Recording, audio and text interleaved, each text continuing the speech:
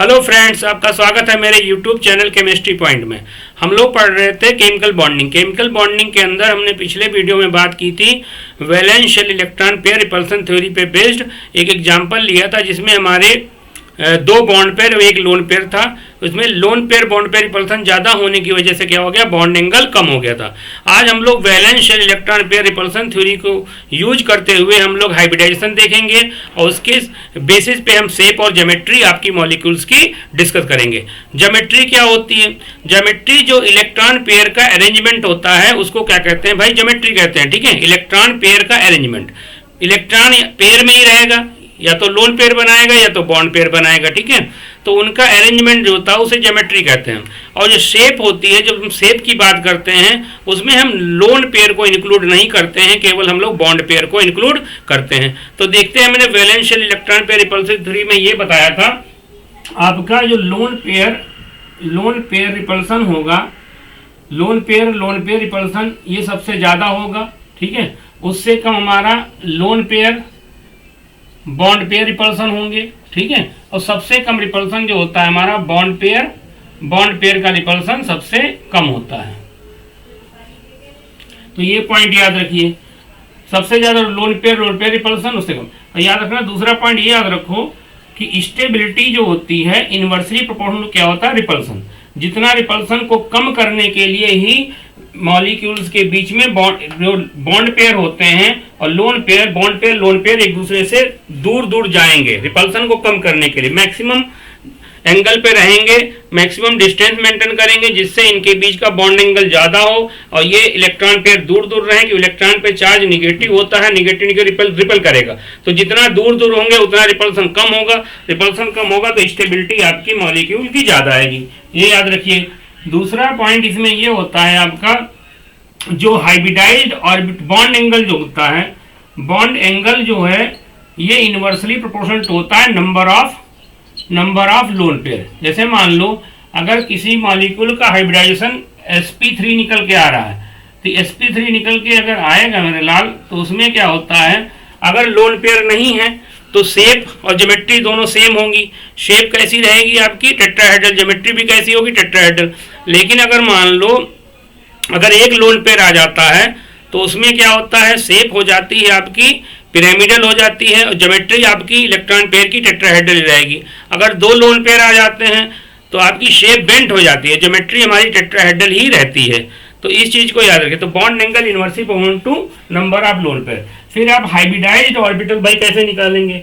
तो number of hybridised orbital निकालने के लिए आपको सिग्मा बॉन्ड और प्लस लोन पेयर का सम कर लो। अगर sigma bond plus lone pair का सम जो है आपका 2 आ जाए तो हाइब्रिडाइजेशन sp होगा, 3 आ जाए तो हाइब्रिडाइजेशन sp2 होगा, अगर 4 आ जाए तो sp3, 5 आ जाए तो sp3d, 6 आ जाए तो sp3d2 हो जाएगा, अगर 7 आ जाए तो आपका sp3d3 हो जाएगा।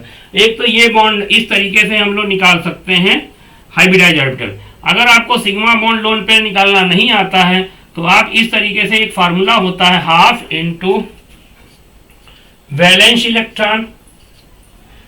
इलेक्ट्रॉन प्लस मोनोवैलेंट एटम या ग्रुप ले लेंगे और माइनस चार्ज रखेंगे। तो या तो इस फार्मूले को यूज करेंगे। यहाँ पे जो C चार्ज है, C क्या है आपका चार्ज को बेटा हम लोग विद साइन रखेंगे, विद साइन। तो इससे हम लोग हाइब्रिडाइज्ड ऑर्बिटल निकाल लेंगे।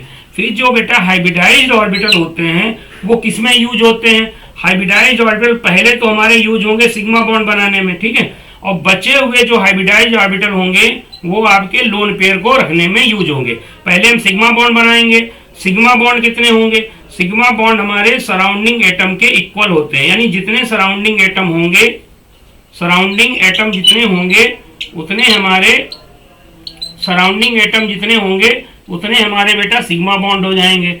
और उसके बाद अगर बचते हैं हाइब्रिडाइज्ड ऑर्बिटल वो आपके लोन पेयर में यूज हो जाएंगे।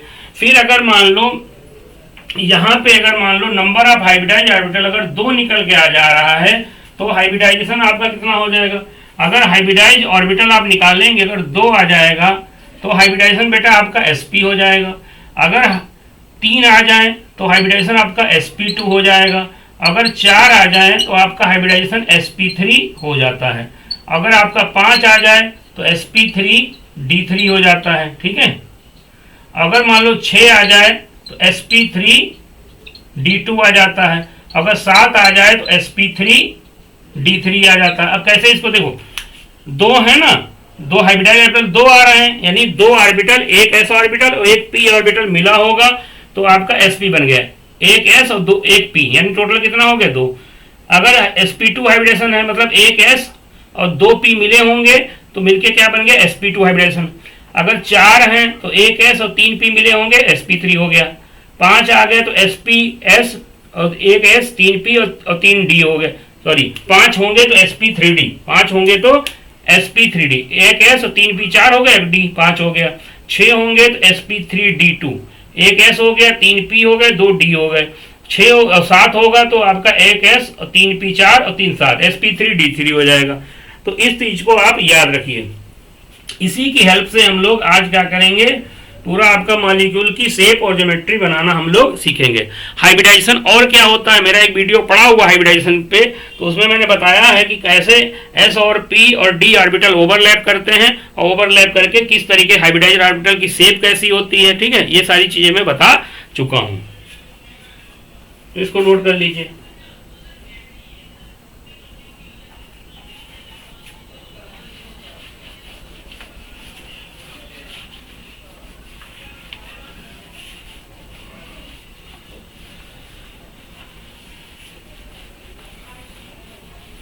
तो बॉन्ड एंगल जो होगा inversely proportional to number of lone pair. अब देखिए, जैसे मैं मॉलिक्यूल की शेप की बात करता हूं, तो पहले मान लो मैं जैसे बात करता हूं sp हाइब्रिडाइजेशन की, तो कैसे sp, जैसे मान लो कुछ मॉलिक्यूल लेता हूं, जैसे मान लो आपका BeF2 ले लिया, ठीक है, BeF2 ले लिया, CO2 ले लिया, ठीक है, CO ले लिया, तो इनके अंदर अगर हाइब्रिडाइजेशन पूछ रहा है, या मान लो आपका ये ले लिया आपका जैसे मान लो BeCl2 ले लिया, इस तरीके से मॉलिक्यूल आपके जो होंगे तो उनको देखिए तो कैसे कैसे निकाल। और आपका जैसे मान लो C2H2 हो गया, तो इनका अगर हाइब्रिडाइजेशन और शेप की बात करेंगे तो इसमें देखो, पहले हम लोग इनका sp हाइब्रिडाइजेशन की बात करेंगे। कैसे देखो, नंबर ऑफ हाइब्रिडाइज ऑर्बिटल कैसे निकालेंगे, या तो सिग्मा बॉन्ड निकाल लो plus lone pair.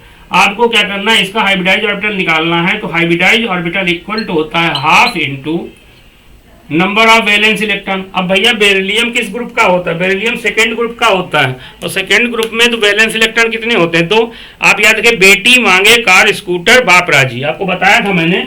Second group में आपका बेटी मांगे तो बेटी से बेरिलियम हो जाएगा, मांगे कार स्कूटर बाप राजी, आपको ये तो पता ही होगा।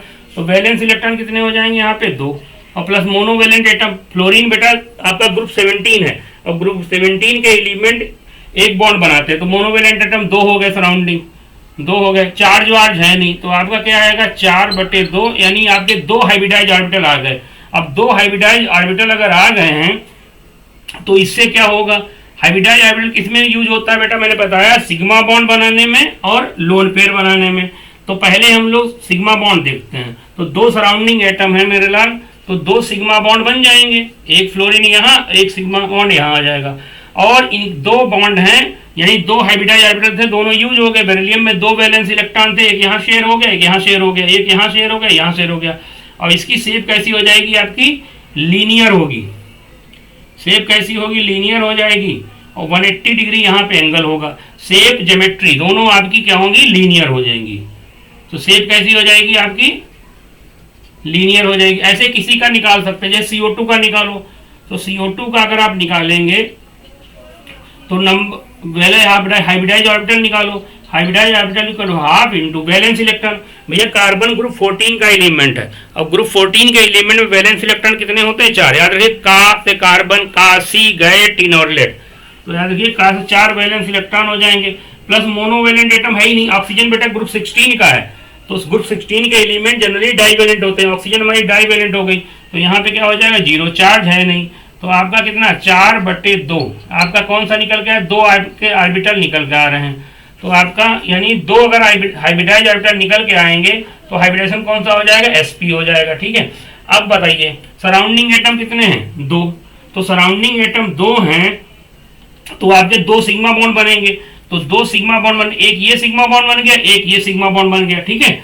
लेकिन अभी मान लो ये बन गया, अभी कार्बन की ऑक्टेट पूरी नहीं हुई है, तो ऑक्सीजन क्या करेगा, एक इलेक्ट्रॉन अपना और शेयर कर, तो सिग्मा बॉन्ड बन गया। हाइब्रिडाइज ऑर्बिटल हमेशा सिग्मा बॉन्ड बनाने में यूज होते हैं, लोन पेयर रखने में।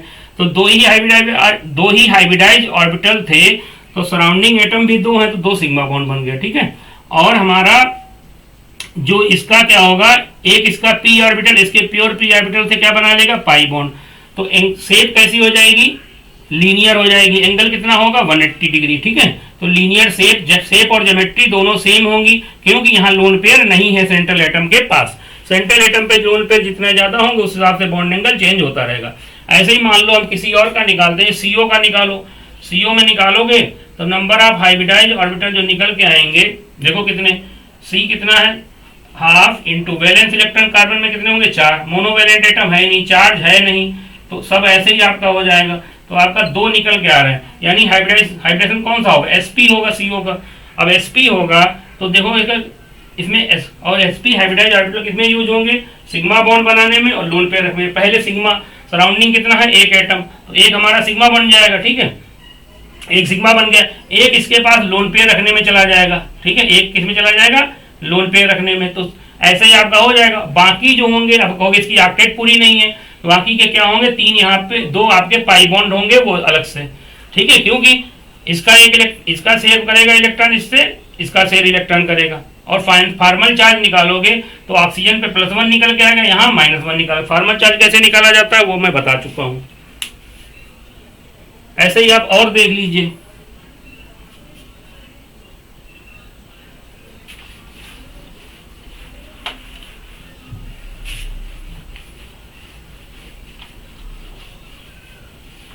जैसे मैं लेता हूं एग्जांपल आपका C2H2 का, C2H2।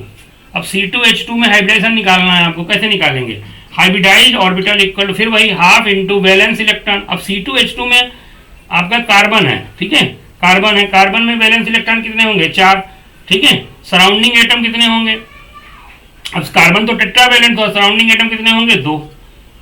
अब को सराउंडिंग एटम कितने माना जाएगा, तो इसकी स्ट्रक्चर पे देखो, अगर मान लो इसका स्केलेटन बनाओगे तो इस तरीके से बनता है आपका। तो यहाँ पे सराउंडिंग एटम कितना होगा, एक कार्बन का हाइब्रिडेशन निकाल रहे हैं, तो सराउंडिंग एटम कितना होगा, सराउंडिंग एटम बेटा कितना हो जाएगा आपका, जो निकल के आएगा सराउंडिंग एटम, एक ये सराउंडिंग एटम, एक ये सराउंडिंग एटम, तो आपके 2 हो जाएंगे। सॉरी, सराउंडिंग एटम आपका कितना है, मोनोवैलेंट एटम सराउंडिंग कितना है, ये कार्बन तो टेट्रावैलेंट होता है, तो आपका एक ही तो है, ठीक है।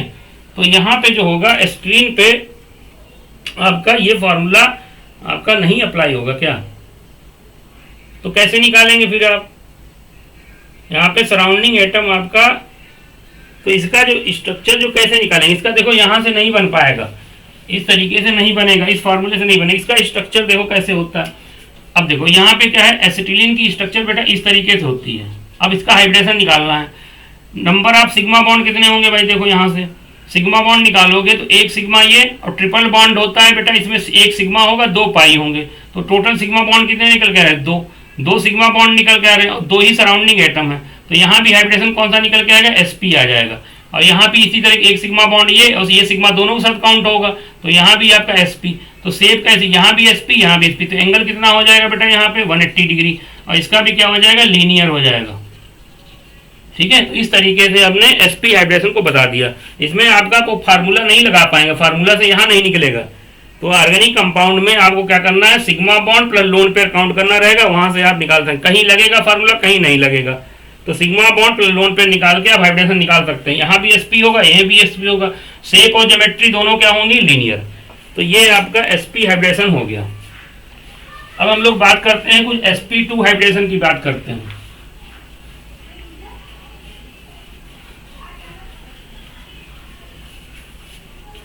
तो वीडियो बड़ा हो रहा है, तो इसमें याद का sp का हो गया। मैं sp2 हाइब्रिडेशन पे दूसरा वीडियो आपको बना रहा हूं, उसको डाल दूंगा, जिससे बच्चे बड़ा वीडियो देखते नहीं है। और वीडियो हमारा पूरा देखिए, आपको लाभ जरूर मिलेगा, ठीक है। Thanks for watching.